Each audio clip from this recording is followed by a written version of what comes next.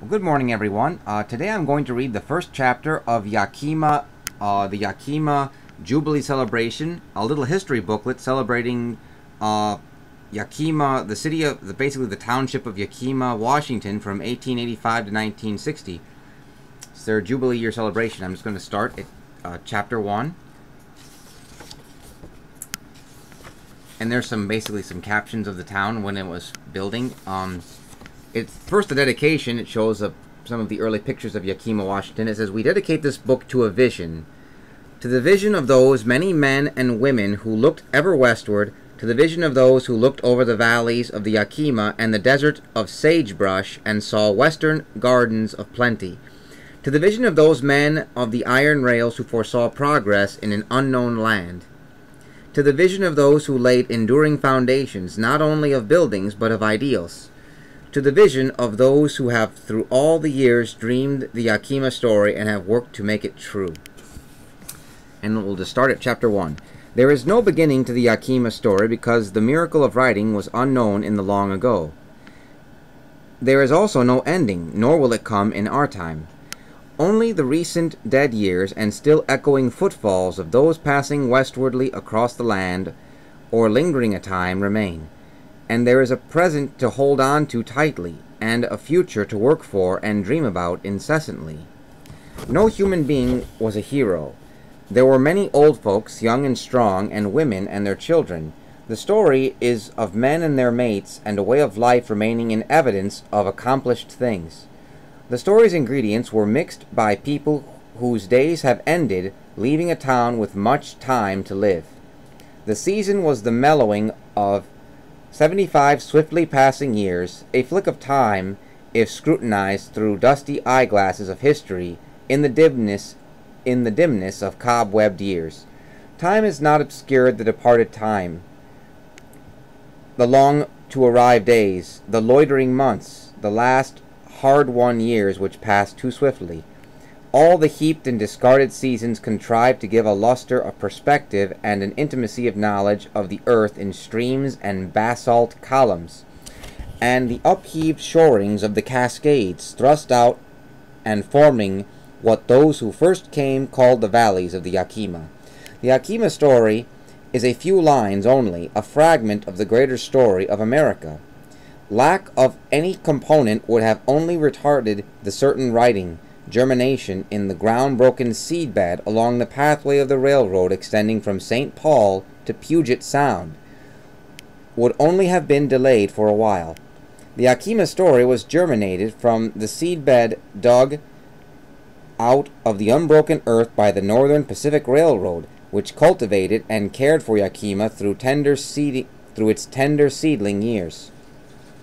The plot of the story is as old as the hope of all the men and families and land on which to build the cities, cultivate grain, or plant orchards from which food can be harvested to appease one of the hungers. The land settlers were possessed by the same desire parents everywhere hold, to leave their children a better heritage. How then can there be an ending to the Yakima story? Were the chapters paginated, there would be about one of the geological ages of earth upheavals when lava flowed from fissures, and volcanic dust settled, covering the land with valuable soil minerals. Another would be of the original inhabitants of the land, the first people whose evidence of culture still lingers. These first people left arrowheads and food-grinding stone mortars, broken bones sucked clean of the marrow, signs they had known one of the hungers, that of the stomach. They left a few bright heads and shell spangles, signs they were acquainted with the hunger of vanity. They also left sons and daughters and generations of descendants. And they left iron-hard basalt rocks, marked with rock paintings, and signs that too wished to be remembered. Yet no man with all the accumulation of knowledge poured out unto the world by the years can decipher the first people's writings. The third chapter would be written about the frontier army posts of Fort Simcoe, which existed from 1856 to 1859, and which from that year until 1924 was Fort Simcoe Yakima Indian Agency and School. In the earliest years, Fort Simcoe was the largest city in the valley, but no railroad found its way there. Another chapter would be about the cattlemen and owners of horse herds and bands of sheep. Then would be the most significantly important of all, the coming of the railroad itself. It would tell more in details than is now possible of the changes of transportation from the stagecoaches, hacks, and freight wagons, and the founding of the North Yakima area, which in time became Yakima itself. It would tell of the expansion of the post office and mail routes, the sheer grit era of homesteading. All right, a little caption. It says Indian Day. Oh, sorry. It says Indian Days. Teepees were frequent along Yakima River at the Gap. Mrs. Ray D. Cook's collection photographs. Oh, there's the teepee. Continuing with the reading, development of irrigation and planting of the orchards would be narrated. The building of fruit packing and storage houses of the lumbering, air transportation, education, scientific farming, and chemical manufacturing, and other forerunners denoting economic growth would be told. Through this chapter would run the story's skein, threads of which stronger cloth was woven. Many other chapters would follow, covering almost any subject, for such has grown the diversification of the Yakima Valley, and none of the chapters could be written to its end. The land policy of the country was liberal, there being an abundance of food and few people. The Ordinance of 1765 provided for disposal of public lands. To obtain this great expanse of public land, the government held councils with Indian tribes, beginning with the Treaty of the Delawares in 1778 and progressing westwardly across the country until more than 200 had been negotiated. Among those of later years was the June 9th, 1855 treaty with the Yakimas, ratified on March 8th, 1859, and proclaimed by the President the following April 18th. When the Yakima's war chief, Kamiakin, and 13 other chiefs of tribes and bands confederated into the Yakima Indian Nation made their uncertain X on the treaty negotiated by Isaac I. Stevens, Washington territorial governor, some by merely touching a fingertip to a pen held by another, they ceded over 10,828,800 acres of land. That's a lot of land in a treaty by the Indians to the Americans, the whites. 16, so to the government. The place that was to become Yakima was near the northern boundary marked by the Gap. Sentinel witness of the Yakima Indian Reservation of 1,200,000 acres, or 1,875 square miles. That's a lot of land, set aside exclusively for the 3,500 people. The government, let's see, Yakima Indian Reservation, well, not really in comparison to the land. Well, that's quite a trade for a trade. The government and railroad were already aware of the potential of westward expansion. The practicability of building lines west of the Mississippi caused survey parties to be sent into the west. The survey made by the territorial governor covered this region. The mystery of the West had fastened hunger-like upon the imaginations because of reports of explorers and overland parties led by an Ohio attorney, Lansford Warren Hastings, and by the trips of Reverend Samuel Parker and Dr. Marcus Whitman, the missionary, in 1835, as well as others. Before long, the Oregon Trail migration reached its peak in 1852. No one knows how many traversed the route from Independence, Missouri to Oregon. Speculation was as high... One second here. Speculation was as high as 300,000. It is said 5,000 died on the journey in a single year. The first immigrants to reach the Yakima Valley, the Longmire wagon train of 1853, crossed the Columbia River at Wallula on rafts made of whipsawn driftwood lumber. They entered the Yakima Valley, cutting a way in place through sagebrush as high as the canvas wagon tops.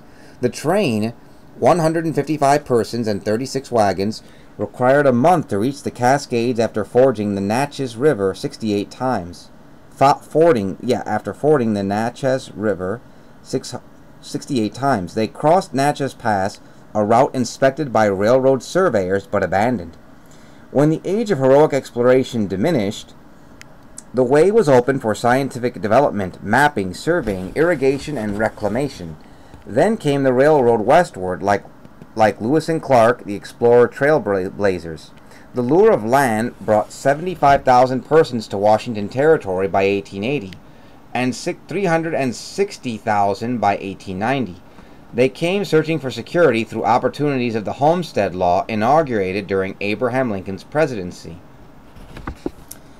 Besides, there was the tantalizing inducement of evasive gold hidden and waiting in British Columbia, Montana, and Idaho. Fanned freshly aflame from the smoldering coals left in the ashes of California's days of old, of the days of gold, the days of '49. When the fever played out like all burning desires, men turned to the earth like home. Agriculture and transportation established towns where fur posts of earlier days failed. Only 4 of the 30 Hudson Bay Company posts in the Northwest survived as settlements. Of these, only Fort Walla Walla, later Wallula, not far from where the Northern Pacific entered the lower valley, was in the Inland Empire. Old Wallula is now beneath a man-created lake covered by waters of the Columbia River, impounded behind McNary Dam. Wallula City was platted in 1862 on the site of the fur trading fort by J.M. Van Sickle and S.W. Tatum proprietors. They reserved the ruins of the fort for historical purposes. In the town of 40 blocks, the main streets named Steptoe, Mullen, Kenley, Wright, Stevens, after a few soon forgotten and long-remembered peoples. The long day's horseback ride from Wallula was Walla Walla. It was the largest city in the territory and did not yield to Seattle until 1882, to Spokane until 1890, and to Yakima until benefits of the Transcontinental Railroad were experienced. The transition from stumbling wilderness to early maturity rode along with the railroad. The Indian Wars became the path to open range and gave way to stock farms and grain fields. The movement of cattle on hoof was ending. Trains were practical, simply because engines could pull more than could be carried by hand, packed by horse, or hauled by wagons. This feature of transportation is still true, although Yakima has seen the steam locomotive replaced by pilot-bore diesels. Yakima has witnessed the town's first watering tower hauled across the Cascades and the second at the C Street crossing torn down. Yakima has heard air horns replace steam whistles. Bells are virtually relics in the area. The little stories about Indians plodding covered wagons, cattlemen, nomadic horse herds with something still wild in their blood, stagecoach drivers, blacksmiths, the missionaries, the frontier teachers, founding of cities and the coming of the railroads are stories which made America great. The sweep and rush of limits, passengers, trains, and fast-moving freights, the rumble of automobiles and the throbbing of planes move against a backdrop of gently folded hills and broad watered valleys where the whine of dry axles on slow-turning freight wagons and the dust, always the dust, march with the endless procession of recollection. The little stories are still being gathered from Yakima, which was called North Yakima, and from Union Gap, which was called Yakima City. Okay, and I guess the next chapter is going to go into more actually the specifics of it and the individual characters involved. So you can read about those in chapter 2. And it actually seems like it has a lot more real detail actually about everything, really. Let's see, about different a lot more pictures and a lot more detail on the different people involved. Okay, that's just the first chapter. It didn't actually cover very much, but it kind of laid the foundation of talking about Yakima. And thank you for watching this video. If you were curious about a little bit about Yakima, Washington, and their Jubilee celebration. It's kind of interesting, actually.